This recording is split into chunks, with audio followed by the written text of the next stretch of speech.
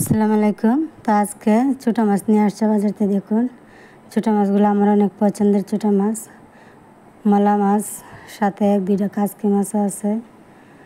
তো মাছগুলো অনেক সুন্দর দেখতে, আর ছোটো মাছ তো খেতে আমার কাছে অনেক বেশি ভালো লাগে। একটা ফুটকা মাছও আছে। তো মাছগুলো তো অনেক বেশি ঘাস ময়লা, পরিষ্কার করতে বেশ সময় লাগবে।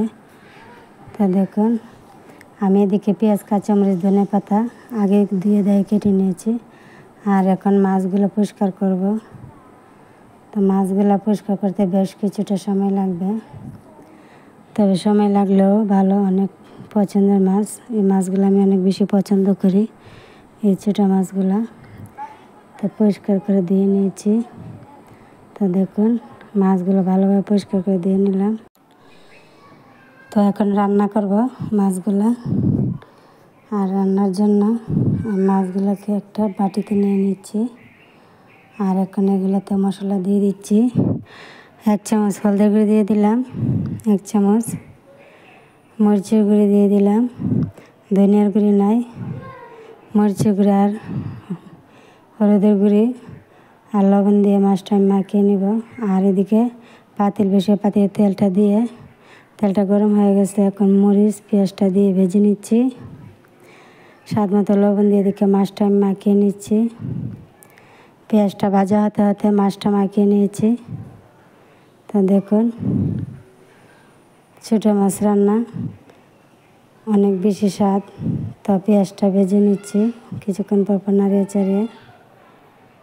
তো দেখুন পেঁয়াজটা ভাজা হয়ে গেছে। এখন দিয়ে দিচ্ছি মাছটা।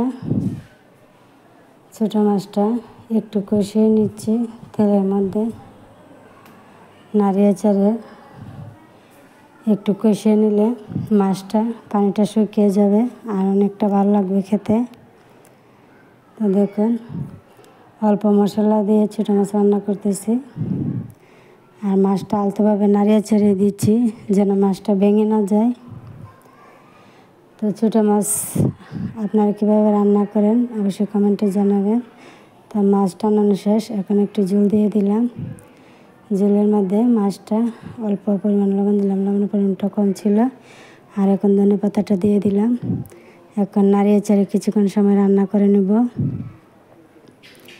আর আপনারা কীভাবে ছোটো মাছ রান্না করেন অবশ্যই কমেন্টে জানাবেন। তো আমি এক এক সময় এক একভাবে রান্না করি, যখন যেভাবে ইচ্ছে হয় রান্না করে নিই।